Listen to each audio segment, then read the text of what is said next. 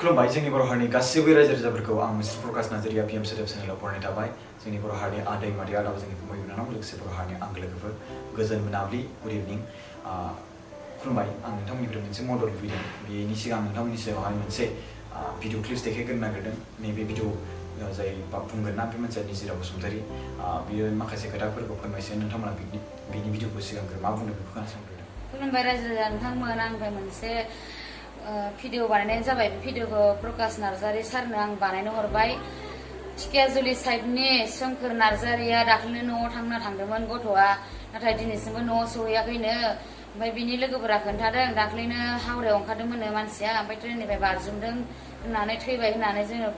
phone खालामहरदों लोगोफोरा ओमफ्राय जोङो आसरित मोनबाय एफा बुरजा लोगोफोर थांनाया माबोरै थैनांगौ होननानै जोङो आसरित मोनजोबनानै आङो हरनि 12टायाव आङो गासिबो लोगोफोरनो फन खालामजोब्बाय रावबो मिन्थिया होनबाय ओमफ्राय आङो गथ'नो फन खालामबाय बे गथ'नो आंनि फंबाय लिंनायनो आङो ओमफ्राय फन खालामनानै आं सोंहरबाय आब' आं मिन्थिया अबे जायगा मोनखो आं हमनानै मोनासै आंखौ जेरैबायदि खालामलाबायबाय ट्रेनावहाय होननानै बुंदों गथ'खौ बेनिफ्राय आङो बिदि खालामनाय लोगो लोगो आङो भिडिअ कल खालामनानै नायबाय गथ'खौ नारजा खालामदों रावबो गैयामोन गथ'जों गथ'आ हारसिंल' मोखां सोम सोम गाबगासिनो गथ'आ बेनिफ्राय आरो बे गथ'खौ बेलेग जाथि गोजासो नालाय गथ'खौ नारजा खालामबाय थादों बेनिफ्राय आरो दसे गथ'आ गिनानै ओंखारदोंमोन ओंखारनानै आरो गावसोरनो बोथिंबो ट्रेनाव सौफिनदों ओमफ्राय बिदिनो बायदिसिना खोथा बुंदों आरोना ओमफ्राय आंबो गिनानैनो आंबो बारा गोसोआव लानो हायासै गथ'खौ मा बुंदोंमोन आरो आंबो रेकर्ड बानायनोबो रोङासै गिनानैनो ओंखायनो आं दा नागिरना मोनैखाय गथ'आबो आन्दायदों दा अबेयाव दं आं मिन्थिया गथ'खौ फन खालामबाबो इयो गथ'आ रायज्लायनो रोङा मानसियाबो बावसिया जाबाय ओमफ्राय आं दा प्रकाश नार्जारि सारनो ओंखायनो आं भिडिअ बानायनो हरदों आरोना बिनि बिमा बिफानि नाम्बारबो मोनाखैमोन ओमफ्राय आङो बिदिनो गासिबो कम्पानिफोरनाव सेंग्राफोरनाव सोंजोब्बाय आङो कन्टेक्ट नाम्बार लाजोबनानै फन खालामबाबो मोना ओमफ्राय बिदिनो सासे जोंनि रुमनिनो सासे सिख्ला गोसोनाय दंमोन बे सेंग्राया बिसोरनि खाथिनि जायो उनावसो आङो बिनि बिमा बिफानिफ्राय मोनसे खौरां मोन्दों आरोना बिदिनो न' खाथिनि मबाइल नाम्बार मोननानै आङो सोमखोरखौ सोंहरबाय नोंनो सोमखोरखौ नांगौना नाङा होननानै बुंहरदों आङो फिसालाखौ नांगौना नाङा होननानै बुंहरदों ओमफ्राय आंनो फिसालाखौ नांगौ नों जेरैखि जायाबाबो नोङो बे फिसालाखौ आंनो दिहुनथारना हो होनना बुंदों ओमफ्राय आं होनदों आङो आंनि आखाइनिफ्राय 10,000 फैसा आंनि फिसायखौ आं नागिरनो हरदों होननानै आङो खोन्थादों बिनि बिमा बिफानो बिनि बिमा बिफाया एपसआव जनायनो होनना बुंदोंमोन नाथाय बिनि बिमा बिफाया आंनो दासिमबो बारा खौरां हराखै बौ मादों बेखौबो सोंहराखै नाथाय आङो बिनि बिमा बायदि जानानै बे गथ'खौ आङो आलाय सिलाय नुनानै आं खबर लागासिनो ओंखायनो आङो बे प्रकाश नार्जारि आदानिफ्राय आंनिफ्राय जेसेबां फैसा थाङो आङो जायखिजाया आं बे सोमखोर गथ'खौल' आं मोनजानो लुगैदों आरोना नाथाय आंनि नाम्बार होगोन आङो आंनि नाम्बाराव कन्टेक्ट खालामबानो जाबाय सोरबा जुदि बे सोमखोर नार्जारिखौ नुदोंबाथाय बे सिकिन्सआव आंनि नाम्बारबो होना होगोन आरो आंनि बे गथ'नि फटकबो होना होगोन बेखौनो आङो रायजो राजा नोंथांमोननिफ्राय रायजो राजाफोरा नोंथांमोना भिडिअखौ नायखाबायना निजिरा बसुमतारिया मा बाथ्रा बुंदों बिनि बाथ्राया जाहैबाय कि नैबे स्क्रिनाव होनाय सोमखोर नार्जारिखौ नागिरगासिनो दङ बियो बे सोमखोर नार्जारिखौ बे निजिरा बसुमतारिया फंबाय गोदै महरै अनबोदों आरो सोमखोर नार्जारियाबो गावनि बिब' महरै बेखौ गोबां अनबोदों अन्ध्र प्रदेशआव खामानि मावोमोन जाहैदों सोमखोराबो अन्ध्र प्रदेशआव दंमोन बिसोरजों दंमोन दा बेवहाय मानसिया दासिमबो आसामसिम सफैयाखै खोथाया जाहैबाय गेजेर खन्द'आव निउ जलफाइगुरियावहाय बोरैबा खर'आ एसे ब्रेना गाज्रि जानानै माबा मोनसे जानानै माने निउ जलफाइगुरियावनो ओंखारदों जाहैदों हरखाबै माने बावगोमादों माने जायगाखौ मोनबाय आसामखौ मोनबाय बेबायदि साननानैनो आरोना